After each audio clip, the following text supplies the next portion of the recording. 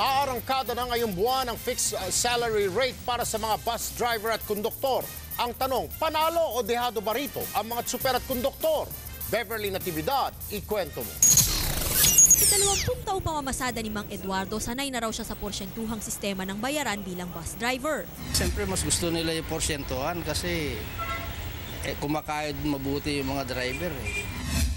Sa 13,000 piso kada araw na quota dapat ni Eduardo, 10% ang take-home pay niya, katumbas ng 1,300 pesos per day.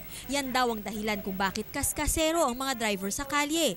Solusyon ng DOLE, fixed o nakapakong halaga ng sweldo sa mga bus drivers at sisimulan na ito ngayong buwan.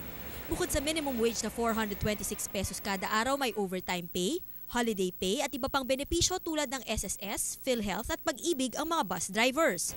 Kahit mas maliit ang take-home pay, pasado naman ito kay Eduardo. Okay na rin sa akin yun. Kasi hindi gaano hirap na yung katawan namin sa biyahe.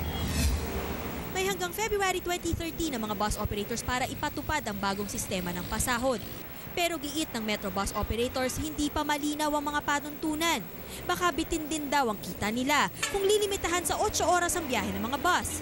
Tingin naman ng ilang pasahero, hindi solusyon ang fixed salary sa problema sa mga pasaway na bus. Nasa driver din naman kasi yun eh. Parang hindi yata kakasya kung halimbawa minimum wage lang ang bibigay sa driver. Beverly Natividad, News 5.